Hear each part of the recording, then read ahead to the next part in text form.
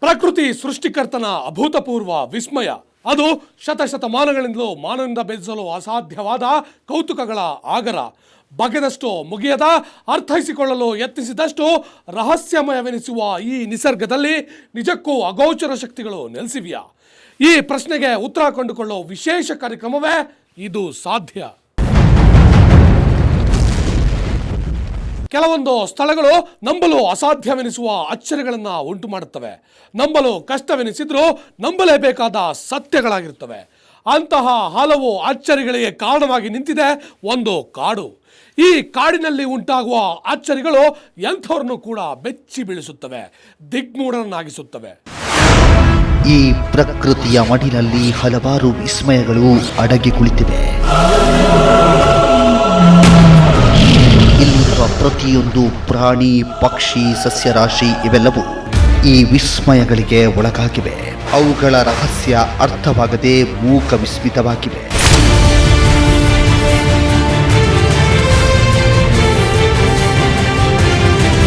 ಇಂತಹ ಪ್ರಕೃತಿ ವಿಸ್ಮಯಗಳು ಈ ಕಾಡನ್ನು ಬಿಟ್ಟಿಲ್ಲ. ಮಾಮೂಲಿ ಕಾಡಿನಂತೆ ಕಾಣೋ ಈ ಕಾಡಿನ ತುಂಬ ಎತ್ತರದ ಮರಗಳು. ಮಾಮೂಲಿನಂತೆ ಕಂಡ್ರೂ ಈ ಕಾಡು ಮಾಮೂಲಾಗಿಲ್ಲ. ಈ ಕಾಡಲ್ಲಿ ಇದ್ದಕ್ಕಿದ್ದಂತೆ ವಿಚಿತ್ರಗಳು ಉಂಟಾಗುತ್ತವೆ. ಆ ವಿಚಿತ್ರಗಳು ಎಂಥವರನ್ನು ಕೂಡ ಬೆಚ್ಚಿ ಬೀಳಿಸ್ತಾ ಇವೆ.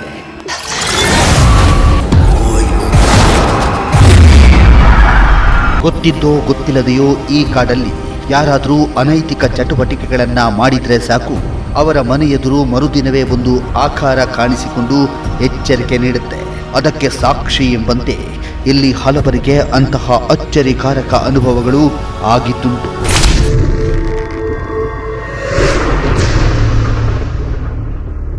ಅಶುದ್ಧ ಮಾಡಿದರೆ ಮನೆಗೆ ಹೋಗ್ತದೆ, ಹೋಗಿ ಅವರಿಗೆ ತೊಂದರೆ ಕೊಡ್ತದೆ. ಇವರು ಪ್ರಕಾಶ, ಕಾಲೇಜು ವಿದ್ಯಾರ್ಥಿ. ಅದೊಂದು ಸಲ ವೀಕೆಂಡ್ನಲ್ಲಿ ಮೋಜು ಮಸ್ತಿ ಮಾಡಲು ಈ ಕಾಡಿಗೆ ಬಂದಿದ್ರಂತೆ. ಗೊತ್ತಿಲ್ಲದೆ ಈ ಕಾಡಿನಲ್ಲಿ ಗುಂಡು ತುಂಡಿನ ಪಾರ್ಟಿ ಮಾಡಿ ಹೋದ್ರಂತೆ. ಇದಾದ ಮಾರನೇ ದಿನವೇ ಆ ಆಕಾರ ಮನೆ ಮುಂದೆ ಹಾಜರಾಗಿತ್ತಂತೆ. ಮಾಂಸ ಎಲ್ಲ ಮಾಡಿಕೊಂಡು ಊಟ ಮಾಡ್ತಿದ್ರು, ಪಾರ್ಟಿ ಮಾಡ್ತಿದ್ರು. ಹಾಗಾಗಿ ಎಲ್ಲ ಎಲುಬೆಲ್ಲ ನಮಗೆಲ್ಲ ನೋಡಲಿಕ್ಕೆ ಸಿಕ್ಕಿತ್ತು. ಅವರಿಗೆ ಮೇಲೆ ತುಂಬ ಉಪದ್ರ ಉಂಟು. ಈಗ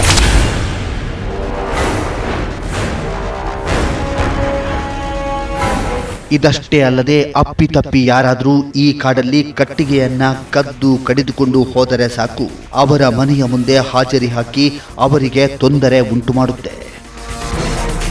ನನಗೆ ಬಂದು ಕಟ್ಟಿಗೆ ಕಡಿಯಲಿಕ್ಕೆಲ್ಲ, ಕಟ್ಟಿಗೆ ಹೋದರೂ ಮೇಲೆ ಹೋಗ್ತದೆ. ಅಶುದ್ಧ ಮಾಡಿದ್ರು ಅಲ್ಲಿ ಸಂಚಾರ ಉಂಟು. ತಪ್ಪು ಮಾಡಿದವರು ಅವರು ಮಾಡಿದ್ದು ತಪ್ಪಾಯ್ತೆಂದು ಬೇಡಿಕೊಳ್ಳುವವರೆಗೂ ಆ ಆಕಾರ ಜಾಗ ಖಾಲಿ ಮಾಡಲ್ವಂತೆ. ಒಂದು ವೇಳೆ ಅವರು ಮಾಡಿದ್ದು ತಪ್ಪಾಯ್ತೆಂದು ಕೇಳಿಕೊಳ್ಳದಿದ್ರೆ ಅವರಿಗೆ ಅಪಾಯ ಕಟ್ಟಿಟ್ಟ ಬುತ್ತಿಯಂತೆ. ಈ ತರಹದ ಅನುಭವಗಳು ಇಲ್ಲಿ ಹಲವಾರು ಜನಕ್ಕೆ ಆಗಿವೆ.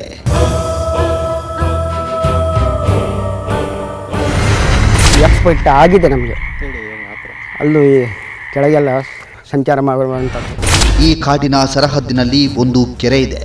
ಈ ಕೆರೆಯನ್ನ ಅಭಿವೃದ್ಧಿಪಡಿಸಬೇಕೆಂದು ಸರ್ಕಾರ ಆದೇಶಿಸಿತ್ತು. ಆಗ ಒಬ್ಬ ಗುತ್ತಿಗೆದಾರ ಈ ಕೆರೆಯ ಕೆಲಸವನ್ನ ಗುತ್ತಿಗೆ ತೆಗೆದುಕೊಳ್ಳುತ್ತಾನೆ. ಅದರಂತೆ ಕೆಲಸವು ಶುರುವಾಗುತ್ತೆ.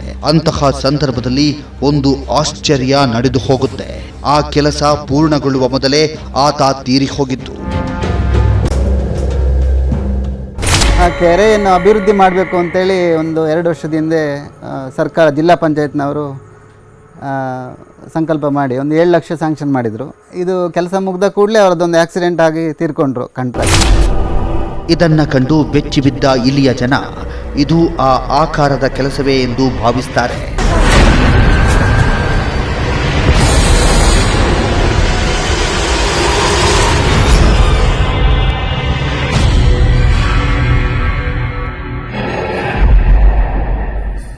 ಇದಾದ ನಂತರ ಮತ್ತೆ ನಿಂತು ಹೋದ ಕೆಲಸವನ್ನ ಶುರು ಮಾಡಬೇಕೆಂದು ಒಬ್ಬ ಗುತ್ತಿಗೆದಾರ ನಿರ್ಧರಿಸುತ್ತಾನೆ. ಆದರೆ ಇಲ್ಲಿ ಕೆಲಸ ಶುರು ಮಾಡಲು ಬರ್ತಾ ಇದ್ದ JCBಗೆ ದಾರಿಯಲ್ಲಿ ಈ ಆಕಾರ ಅಡ್ಡ ಹಾಕುತ್ತೆ.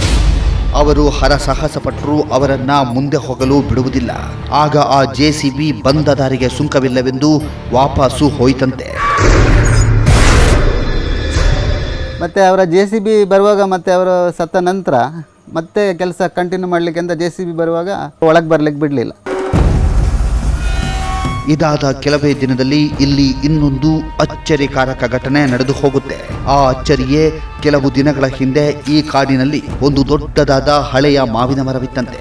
ತುಂಬಾ ಹಳೆಯದಾದ್ದರಿಂದ ಅದಕ್ಕೆ ಈ ಕಾಡಿಗೆ ಸಂಬಂಧಪಟ್ಟ ಕೆಲ ಜನರು ಮರವನ್ನ ಕಡಿದು ಆ ಕಟ್ಟಿಗೆಯನ್ನ ಒಬ್ಬ ಕಟ್ಟಿಗೆ ವ್ಯಾಪಾರಿಗೆ ಮಾರಲು ನಿರ್ಧರಿಸುತ್ತಾರೆ.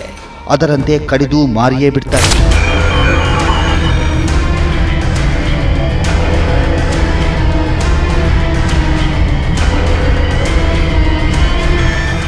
ಇದಾದ ಒಂದೇ ಒಂದು ವಾರದಲ್ಲಿ ಬೆಚ್ಚಿ ಬೀಳುವಂತಹ ಒಂದು ಘಟನೆ ನಡೆದು ಹೋಗುತ್ತೆ. ಅದು ಆ ಮರವನ್ನ ಕಡಿದು ಮಾರಿದವರ ಬಾಯಿ ಬಿದ್ದು ಹೋಗಿ ಮಾತನಾಡಲಾಗದ ಸ್ಥಿತಿ ತಲುಪಿದ್ದು.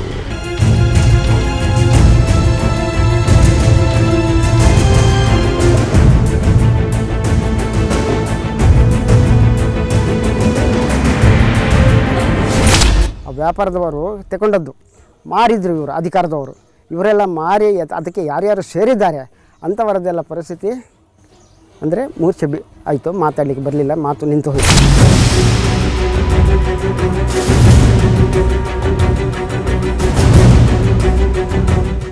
ಅಷ್ಟೇ ಅಲ್ಲದೆ ಆ ಮರದ ಕಟ್ಟಿಗೆಯನ್ನ ಕೊಂಡುಕೊಂಡಿದ್ದ ವ್ಯಕ್ತಿಗೂ ಕೂಡ ಮನೆಯಲ್ಲಿ ಕಾಡಾಟಗಳು ಶುರುವಾಗಿ ವ್ಯಥಪಡುವಂತಾಗುತ್ತೆ.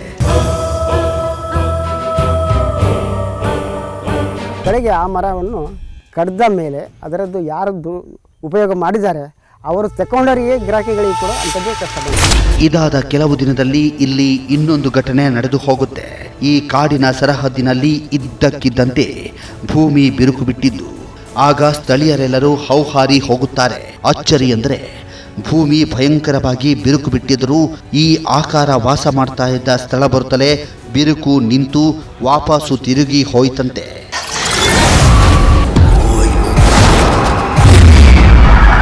ಆ ಶಕ್ತಿ ಇರುವ ಸ್ಥಳ ಹತ್ತಿರವಾಗುತ್ತಿದ್ದಂತೆ ಬಿರುಕು ವಾಪಸ್ಸು ತಿರುಗಿದ್ಯಾಕೆ? ಇಷ್ಟಕ್ಕೂ ಆ ಆಕಾರ ಯಾವುದು? ಅದಕ್ಕೆ ಇಷ್ಟೊಂದು ಶಕ್ತಿ ಬರಲು ಕಾರಣವಾದರೂ ಏನು? ಇದೆಲ್ಲವನ್ನು ನೋಡೋಣ ಒಂದು ಬ್ರೇಕ್ ಆದ್ಮೇಲೆ.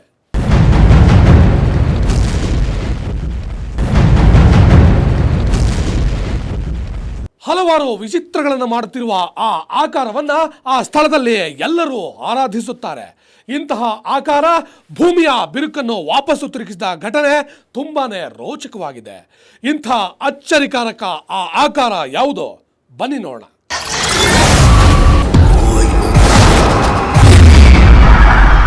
ಹೀಗೆ ಅದ್ಭುತ ವಿಸ್ಮಯಕಾರಕ ಶಕ್ತಿ ಇರುವ ಕಾಡಿನ ಮಾಹಿತಿ ನಮಗೆ ಗೊತ್ತಾಗಿತ್ತು.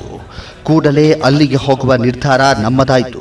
ದಟ್ಟ ಕಾಡಿನ ಇಕ್ಕಟ್ಟು ರಸ್ತೆಯನ್ನ ತುಳಿದು ನಮ್ಮ ಗಾಡಿ ಆ ವಿಸ್ಮಯ ಸ್ಥಳದತ್ತ ಹೊರಟಿತ್ತು.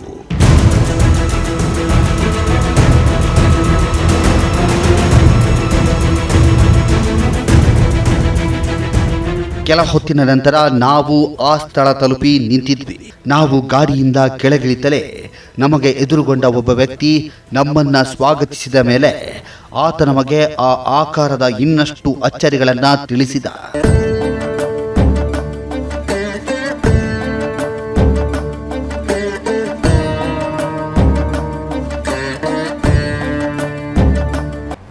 ಅಷ್ಟರಲ್ಲಿ ಯುವಕರ ಗುಂಪೊಂದು ಅಲ್ಲಿಗೆ ಪ್ರವೇಶ ಮಾಡಿತ್ತು. ಆ ಗುಂಪು ಮೊದಲಿಗೆ ನಮ್ಮನ್ನ ಆ ಭೂಮಿ ಬಿರುಕು ಬಿಟ್ಟ ವಿಸ್ಮಯಕಾರಕ ಸ್ಥಳದತ್ತ ಕರೆದೊಯ್ಯಿತು.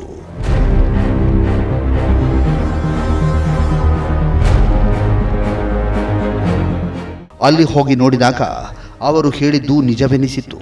ಯಾಕಂದ್ರೆ ಆ ಬಿರುಕು ಸುಮಾರು 200-300 ಮೀಟರ್ನಷ್ಟು ಬಿಟ್ಟಿದ್ರು ಆ ಆಕಾರದ ಸ್ಥಳ ಬರುತ್ತಲೇ ವಾಪಸ್ಸು ತಿರುಗಿದ್ದು ಕಂಡಿತು.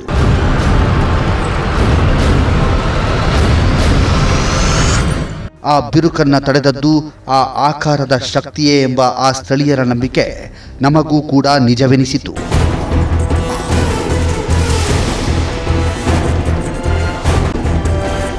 ಇದೆಲ್ಲ ಜೀವಂತ ಅಚ್ಚರಿಗಳನ್ನ ನೋಡ್ತಾ ಇದ್ದ ನಮಗೆ ಆ ಆಕಾರ ಯಾವುದು, ಯಾವ ರೂಪದಲ್ಲಿದೆ ಅವರಲ್ಲಿ ಪ್ರಶ್ನೆ ಹಾಕಿದಾಗ ನಮಗೆ ಗೊತ್ತಾಗಿತ್ತು.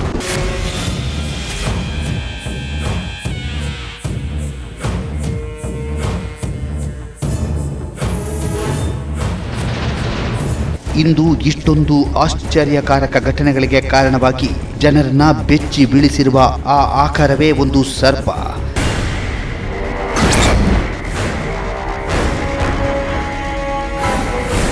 ಈ ಸರ್ಪಕ್ಕೆ ಇಷ್ಟೊಂದು ಶಕ್ತಿ ಬರಲು ಕಾರಣವೇನಿರಬಹುದು ಅನ್ನೋ ಪ್ರಶ್ನೆ ನಮ್ಮನ್ನ ಕಾಡತೊಡಗಿತು. ತಿಳಿದುಕೊಳ್ಳುವ ಕಾತುರ ಹೆಚ್ಚಿತ್ತು. ನಮ್ಮ ಪ್ರಶ್ನೆಯನ್ನ ಆಲಿಸಿದ ಆ ಗುಂಪಿನ ವ್ಯಕ್ತಿ ನಮಗೆ ಒಂದು ರಹಸ್ಯಕಾರಕ ಸ್ಥಳದ ಬಗ್ಗೆ ಹೇಳಿದ. ಆ ಸ್ಥಳದಲ್ಲಾದ ಒಂದು ಘಟನೆಯಿಂದಲೇ ಆ ಸರ್ಪಕ್ಕೆ ಇಷ್ಟೊಂದು ಶಕ್ತಿ ಬಂದಿರುವುದು ಎಂದ. ನಮ್ಮ ಕಾತರ ಇನ್ನೂ ಹೆಚ್ಚಾಯಿತು. ಹಾಗೆ ಆ ಸ್ಥಳವನ್ನು ನೋಡುವ ಆಸೆ ಕಾಡತೊಡಗಿತು.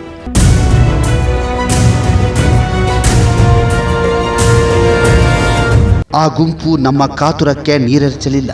ನಮ್ಮನ್ನ ಆ ಅಚ್ಚರಿ ನಡೆದಿರುವ ರಹಸ್ಯ ಸ್ಥಳಕ್ಕೆ ಕರೆದೊಯ್ಯತೊಡಗಿತು.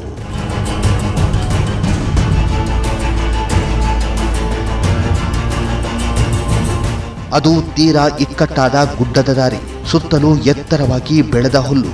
ನಾವು ನಿಧಾನಕ್ಕೆ ಅವರ ಹಿಂದಿಗೆ ಹೆಜ್ಜೆ ಹಾಕಿದೆವು. ಸ್ವಲ್ಪ ದೂರ ಕ್ರಮಿಸಿದ ಮೇಲೆ ಅವರು ನಮ್ಮನ್ನ ನೇರವಾಗಿ ಕರೆದುಕೊಂಡು ಹೋದದ್ದು ಒಂದು ಗುಹೆಗೆ. ಅದು ಶತಮಾನಗಳ ಹಿಂದಿನ ಗುಹೆಯಂತೆ ಗೋಚರಿಸ್ತಾ ಇತ್ತು.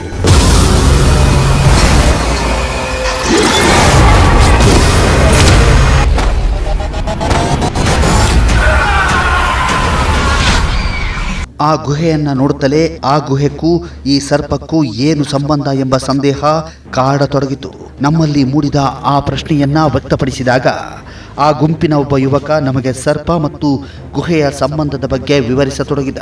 ಅದು ಪಾಂಡವರ ಕಾಲ. ಆಗ ಈ ಗುಹೆಯೇ ಆ ಸರ್ಪದ ಮನೆಯಾಗಿತ್ತಂತೆ.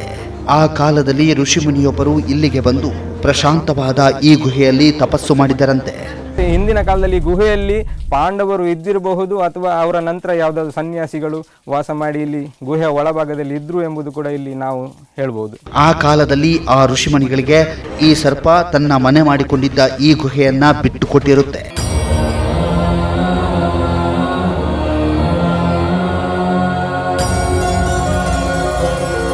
ಸುಮಾರು ವರ್ಷಗಳ ಕಠೋರ ತಪಸ್ಸಿನಿಂದ ಆ ಋಷಿಮುನಿ ಅಗಾಧ ಶಕ್ತಿ ಹೊಂದುತ್ತಾರೆ.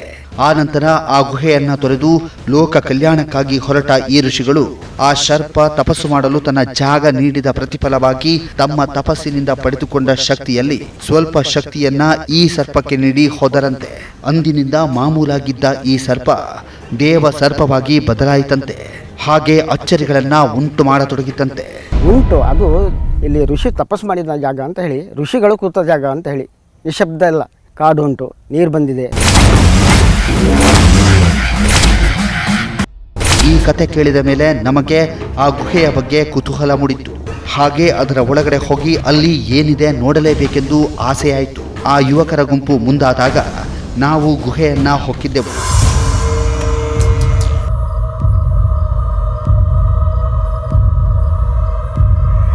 ಆ ಗುಹೆಯ ಒಳಕ್ಕೆ ಹೋಗಿ ನೋಡಿದಾಗ ಅಲ್ಲಿ ಸುತ್ತಲೂ ಚಿಕ್ಕ ಚಿಕ್ಕ ಸುರಂಗಗಳಿದ್ದು ಅವುಗಳ ದ್ವಾರಗಳು ಮುಚ್ಚಿ ಹೋಗಿದ್ವು. ಆ ಗುಹೆ ನಿಜಕ್ಕೂ ಋಷಿಮುನಿಗಳ ತಪಸ್ಸಿಗೆ ಹೇಳಿ ಮಾಡಿಸಿದ ಜಾಗದಂತಿತ್ತು. ಅಲ್ಲಿ ನಿಜಕ್ಕೂ ಸರ್ಪವಾಸ ಮಾಡ್ತಾ ಇದ್ದದಕ್ಕೆ ಗುಹೆಯ ಗೋಡೆಗಳ ಮೇಲೆ ಸರ್ಪದ ಪೊರೆಗಳು ಅಲ್ಲಲ್ಲಿ ನೇತಾಡ್ತಾ ಇದ್ವು. ಎಲ್ಲವನ್ನ ಗಮನಿಸಿ ನಾವು ಅಲ್ಲಿಂದ ಹೊರಬಂದೆವು.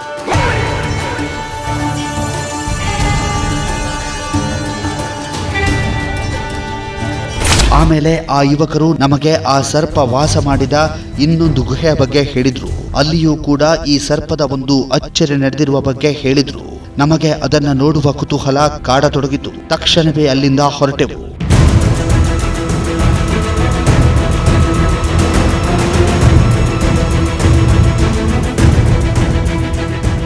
ಸ್ವಲ್ಪ ಹೊತ್ತು ಕ್ರಮಿಸಿದ ನಂತರ ನಾವು ಗುಹೆ ಇರುವ ಕಾಡನ್ನ ತಲುಪಿದ್ದೆವು. ಅಲ್ಲಿ ಒಬ್ಬ ತಾತ ನಮ್ಮನ್ನ ಸ್ವಾಗತಿಸಿದ್ದ. ಆತ ನಮ್ಮನ್ನ ನೇರವಾಗಿ ಆ ಗುಹೆಯತ್ತ ಕರೆದುಕೊಂಡು ಹೋಗತೊಡಗಿದ. ಕಾಡಿನ ಇಕ್ಕಟ್ಟಾದ ದಾರಿ.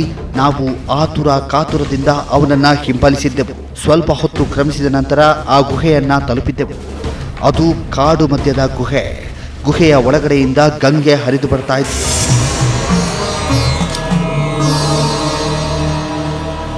ನಾವು ನಿಧಾನಕ್ಕೆ ಆ ಗುಹೆಯ ಒಳಗಡೆ ಅಡಿಯಿಟ್ಟೆವು.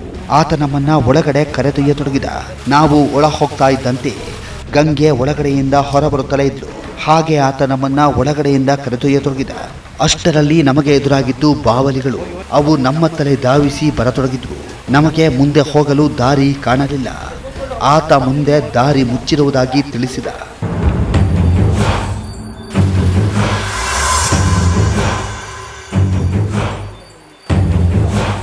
ಅಲ್ಲಿ ನಮಗೆ ಜಾಸ್ತಿ ಹೊತ್ತು ಕುಳಿತುಕೊಳ್ಳಲು ಆಗಲಿಲ್ಲ. ವಾಪಸ್ಸಾದೆವು. ನಮಗೆ ವಿಚಿತ್ರವೆನ್ನಿಸಿತು. ಅಲ್ಲಿಯೂ ಕೂಡ ಆ ಸರ್ಪದ ಆಳ್ವಿಕೆ ಇರುವಂತೆ ಭಾಸವಾಗಿತ್ತು.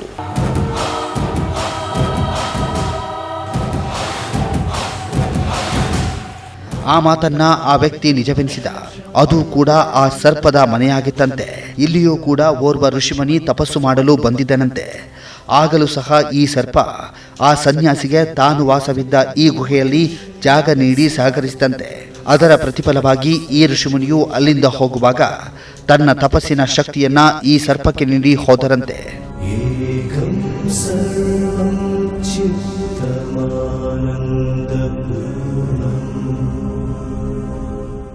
ಅಷ್ಟೇ ಅಲ್ಲದೆ ಆ ಋಷಿಮುನಿ ತಾವು ತಪಸ್ಸು ಮಾಡುವಾಗ ನೀರು ಬೇಕಾಗಿ ತಡಕಾಡಿದರಂತೆ. ಆಗ ಈ ಕಾಡಿನಲ್ಲಿ ನೀರಿಲ್ಲದೆ ತುಂಬಾ ತೊಂದರೆ ಪಡುತ್ತಾರೆ. ಈ ಕಾರಣ ತಮ್ಮ ತಪಸ್ಸಿಗೆ ಅನುಕೂಲವಾಗಲೆಂದು ತಮ್ಮ ತಪೋಶಕ್ತಿಯಿಂದ ಸಾಕ್ಷಾತ್ ಆ ಗಂಗೆಯನ್ನೇ ಈ ಗುಹೆಗೆ ಕರೆತರುತ್ತಾರೆ. ಜೊತೆಗೆ ಈ ಭೂಮಿ ಇರುವವರೆಗೂ ಈ ಗಂಗೆ ಬತ್ತದೇ ಹರಿತಾ ಇರಲಿ ಎಂದು ಆಶೀರ್ವದಿಸಿ ಹೋಗ್ತಾರೆ. ಅವರ ತಪೋಶಕ್ತಿಯಿಂದ ಇಂದಿಗೂ ಕೂಡ ಈ ಗುಹೆಯ ಒಳಗಿನಿಂದ ಬರ್ತಾ ಇರುವ ಗಂಗಾ ಬತ್ತದೇ ಹರಿತಾ ಇದ್ದಾಳೆ.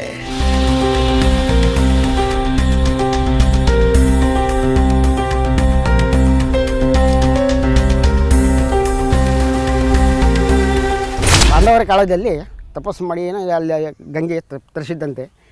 ಈ ಪರ್ವತ ಇದು ಗುಡ್ಡೆಗೆ ವೇದಚಲ ಪರ್ವತ ಅಂತೇಳಿ ಒಂದು ಹೆಸರು. ಆ ಹೆಸರಿನಲ್ಲಿ ಇಲ್ಲಿ ಗಂಗೆಯನ್ನು ತರಿಸಿ, ಆದರೆ ಯಾರೂ ಕೂಡ ಅದರ ಮೂಲ ಹುಡುಕಲು ಹೋಗಿಲ್ಲ. ಒಬ್ಬ ಋಷಿಮುನಿಯಿಂದ ಅದ್ಭುತ ಶಕ್ತಿ ಪಡೆದ ಈ ಸರ್ಪವಾದ್ರೂ ಯಾವುದು?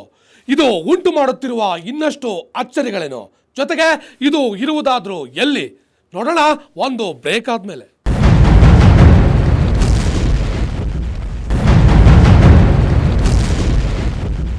ಅಂದು ಮಹಾತಪಸ್ವಿಯಿಂದ ಶಕ್ತಿ ಪಡೆದು ದೇವಸರ್ಪವಾಗಿರೋ ಈ ಸರ್ಪದ ಅಚ್ಚರಿಗಳು ಇಷ್ಟಕ್ಕೆ ನಿಂತಿಲ್ಲ.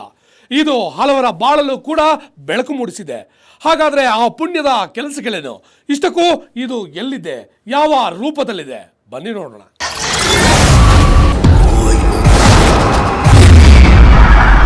ಹಲವಾರು ಚಮತ್ಕಾರಗಳನ್ನ ಕಣ್ಣ ಮುಂದೆ ಜೀವಂತವಾಗಿಸಿ ಪವಾಡ ಸದೃಶ್ಯವಾಗಿರುವ ಈ ದೇವಸರ್ಪ ಯಾವುದು? ಎಲ್ಲರಲ್ಲೂ ಕುತೂಹಲ ಮೂಡುವುದು ಸಹಜ. ಆ ಕುತೂಹಲದ ಹಿಂದಿರುವ ದೇವನೇ ಈ ಮಂಚಿಕೆರೆ ನಾಗದೇವ.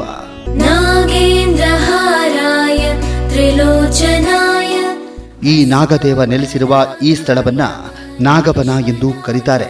ಈ ನಾಗದೇವ ಬರೀ ಜನ ಬೆಚ್ಚಿ ಬೀಳುವಂತಹ ಅಚ್ಚರಿಗಳನ್ನ ಮಾಡ್ತಾ ಇಲ್ಲ. ಹಲವಾರು ಜನೋಪಯೋಗಿ ಪವಾಡಗಳನ್ನ ಮಾಡುತ್ತಾ ತನ್ನನ್ನ ಬೇಡಿ ಬಂದವರಿಗೆ ಕಾಮಧೇನುವಾಗಿದ್ದಾನೆ.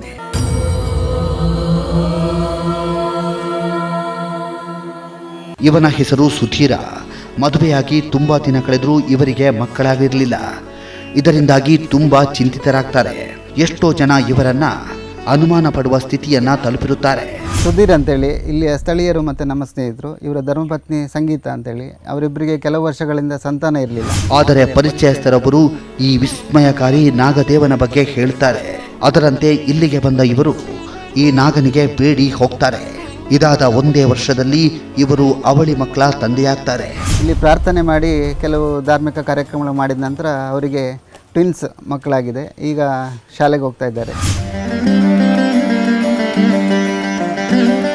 ಎಷ್ಟೋ ಜನ ಆರೋಗ್ಯ ಸಮಸ್ಯೆ ಇದ್ದವರು ಕೂಡ ಇಲ್ಲಿಗೆ ಬಂದು ಈ ನಾಗದೇವನನ್ನ ಪೂಜಿಸಿ ಹೋದ ಮೇಲೆ ಅವರ ಆರೋಗ್ಯದಲ್ಲಿ ಸುಧಾರಣೆ ಕಂಡು ಚೆನ್ನಾಗಿದ್ದಾರೆ. ಎಷ್ಟೋ ಜನ ಪ್ರಸಾದ ಇಲ್ಲಿಂದ ತಗೊಂಡು ಹೋದವರಿಗೆ ಪ್ರಯೋಜನ ಆಗಿದೆ. ಅದರಲ್ಲಿ ಒಬ್ಬರು ಸಲೀಮ್ ಅಂತ, ಇಲ್ಲಿ ದುಗುಳಿಪದವು ಸಲೀಮ್, ಅವರು ಅವರ 2 ಮಕ್ಕಳಿಗೆ ಸುಬ್ರಹ್ಮಣ್ಯಕ್ಕೆ ಕೂಡ ಹೋದ್ರಂತೆ. ಅವ್ರು ನಂಬೋದಿಲ್ಲ ಸಾಬನವರು. ಅಲ್ಲೇ ಹೋಗಿ ಆಕ್ಸಿಲೇಷನ್ ವ್ಯಾಲಿ ಮಾಡಿದರು. ಇದ್ದ ಸ್ಕಿನ್ ಸ್ಪೆಷಲಿಸ್ಟ್ನವರೆಲ್ಲ ತೋರಿಸಿದ್ರು, ಗುಣ ಆಗಲಿಲ್ಲ. ಕಡೆಗೆ ಒಂದು ದಿವಸ ಇಲ್ಲಿ ಬಂದು ವಿಷಯ ಹೇಳಿದರು. ನಾನು ಹೇಳಿದೆ, ನಾಗದೇವರಿಗೆ ಸಂಬಂಧಪಟ್ಟದಾದರೆ ಗುಣ ಆಗ್ತದೆ, ನಾನೊಂದು ಪ್ರಸಾದ ಕೊಡ್ತೇನೆ. 11 ದಿವಸ ಮಕ್ಕಳಿಗೆ ಬರೆ ಹೊಟ್ಟೆಯಲ್ಲಿ ಕೊಡಿ, ಸ್ನಾನ ಮಾಡಿಸಿ. ಮತ್ತು ಮೀನು ಮಾಂಸ ಎಲ್ಲ ಮಾಡಬೇಡಿ. ಅವರು ಸಾಯಿಬ್ರು ಅಂತ ನನಗೆ ಗೊತ್ತಿರಲಿಲ್ಲ, ಹಿಂದೂ ಅಂತ ಲೆಕ್ಕ ಹಾಕಿದೆ. ಮತ್ತು 12ನೇ ದಿವಸ ಬಂದರು, ಅನ್ನ ಎಲ್ಲ ಗುಣ ಆಗಿದೆ, ಇಲ್ಲಿ ಸ್ವಲ್ಪ ಉಂಟು ಅಂತ. ಇವರು ಜಗನ್ನಾಥ್ ಶೆಟ್ಟಿ. ಇವರು ಮಣಿಪಾಲ ಆಸ್ಪತ್ರೆಯಲ್ಲಿ ಟೆಕ್ನಿಷಿಯನ್ ಆಗಿ ಕೆಲಸ ಮಾಡಿ ಸದ್ಯ ಈಗ ನಿವೃತ್ತಿಯನ್ನ ಹೊಂದಿದ್ದಾರೆ. ಕೆಲ ದಿನದ ಹಿಂದೆ ಇವರಿಗೆ ಕರುಳಿನಲ್ಲಿ ತೊಂದರೆ ಉಂಟಾಗಿ ಆಪರೇಷನ್ ಆಗತ್ತೆ. ಆದರೂ ಹೊಟ್ಟೆಯ ನೋವು ಮಾತ್ರ ತುಂಬಾ ಕಾಡತೊಡಗುತ್ತೆ. ಜೊತೆಗೆ 2 ಕಾಲುಗಳಿಗೆ ಗಂಟುಗಳಾಗಿ ತುಂಬಾ ನೋವು ಅನುಭವಿಸ್ತಾರೆ. ಅದೇ ನನ್ನ ಪರ್ಸನಲ್ ವಿಷಯ ಹೇಳುವುದಾದರೆ ಅದೇ ನನಗೆ ಒಂದು 2 ಸಲ ಈ ಕರುಳೆಲ್ಲ ಆಪರೇಷನ್ ಆಗಿ ಅದರಲ್ಲಿ ಟ್ಯೂಮರ್ ಎಲ್ಲ ಇತ್ತು, ಕಟ್ ಮಾಡಿ ತೆಗೆದರು. ಅದು ಪ್ರಾಬ್ಲಮ್ ಇತ್ತು, ಮತ್ತು 2 ಕಾಲಿನ ಗಂಟು ನೋವಿತ್ತು. ಮತ್ತೆ ಆಸ್ಪತ್ರೆಗೆ ಸೇರಿಸಿದರೂ ಕಡಿಮೆಯಾಗುವುದಿಲ್ಲ. ಕೊನೆಗೆ ಇಲ್ಲಿಗೆ ಬಂದ ಇವರು ಬೆಳಗ್ಗೆ ಸಾಯಂಕಾಲ ಈ ನಾಗದೇವನ ಸನ್ನಿಧಾನದಲ್ಲಿ ಸೇವೆ ಮಾಡಿ ಹೋಗ್ತಾರೆ. ಹೀಗೆ ಮಾಡಲು ಶುರು ಮಾಡಿದ ಒಂದೇ ವಾರದಲ್ಲಿ ಪವಾಡವೆಂಬಂತೆ ಇವರ ಕಾಯಿಲೆ ಗುಣವಾಗಿ ಈಗ ಚೆನ್ನಾಗಿದ್ದಾರೆ. ಇಲ್ಲಿ ಬಂದ ದೇವರ ಸೇವೆ ಮಾಡಿದ ನಂತರ ಎಂಥದಿಲ್ಲ, ಮದ್ದಿಲ್ಲದೆ ಎಲ್ಲ ತನ್ನಷ್ಟಕ್ಕೆ ಗುಣ ಆಯಿತು. ಅದೊಂದು ವಿಶೇಷ ಅಂತ ಹೇಳ್ಬೋದು. ಇದಷ್ಟೇ ಅಲ್ಲದೆ ವಿದ್ಯಾಭ್ಯಾಸ ತೊಂದರೆ ಇರುವವರು ಕೂಡ ಇಲ್ಲಿಗೆ ಬರ್ತಾರೆ. ಇಲ್ಲಿಗೆ ಬಂದು ಈ ನಾಗನನ್ನ ಬೇಡಿ ಹೋದ್ಮೇಲೆ ಅವರಿಗೆ ವಿದ್ಯಾಭ್ಯಾಸ ಒಲಿದು ಶಿಕ್ಷಣದಲ್ಲಿ ಉನ್ನತಿಯನ್ನ ಸಾಧಿಸಿದ್ದಾರೆ. ಇಲ್ಲಿದ್ದೊಬ್ಬರು MIT ಸ್ಟಾಫು, ಅವರ ಒಬ್ಬಳ ಮಗಳಿಗೆ ಇಂಜಿನಿಯರಿಂಗ್ ಸೀಟ್ ಇಲ್ಲೇ ಆಗಬೇಕಂತ ಇಲ್ಲಿ ಬಂದು ಪ್ರಾರ್ಥನೆ ಮಾಡಿಕೊಂಡ್ರು. ನಾನು ಹೇಳಿದೆ, ನಿಮಗೆ ಖಂಡಿತ ಆಗ್ತದೆ, ಶ್ರದ್ಧೆ ಮತ್ತು ಭಕ್ತಿಯಿಂದ ನಂಬಿಕೊಂಡು ಇಲ್ಲಿ ಪ್ರಾರ್ಥನೆ ಮಾಡುವ, ಖಂಡಿತ ಆಗ ಅದಾಯಿತು. ಭಾಳ ಖುಷಿ ಆಯಿತು ಅವರಿಗೆ.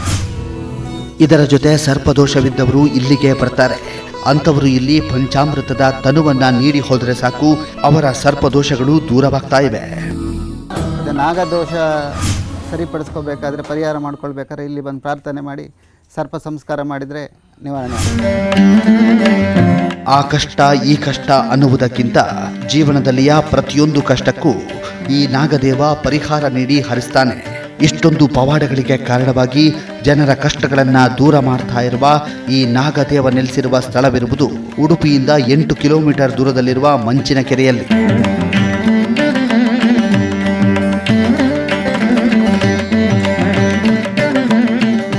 ಈ ಸ್ಥಳದಲ್ಲಿ ಪ್ರತಿ ವರ್ಷವೂ ಇನ್ನೊಂದು ಅಚ್ಚರಿ ನಡೆಯುತ್ತೆ. ಅದೇನೆಂದರೆ, ಪ್ರತಿ ವರ್ಷ ಈ ನಾಗವನದಲ್ಲಿ ವರ್ಷ ಪೂಜೆಯನ್ನ ಮಾಡುವ ಸಂದರ್ಭದಲ್ಲಿ ಒಂದು ನಾಗರ ಹಾವು ಸತ್ತು ಹೋಗುತ್ತೆ. ಮೊದಲಿಗೆ ಆ ನಾಗನ ಶವ ಸಂಸ್ಕಾರವನ್ನ ಮಾಡಿ ಆನಂತರ ಇಲ್ಲಿ ಪೂಜೆ ನೆರವೇರಿಸುತ್ತಾರೆ. ಈ ಅಚ್ಚರಿ ಸುಮಾರು 10 ವರ್ಷದಿಂದ ಆಗ್ತಾ ಇದೆ.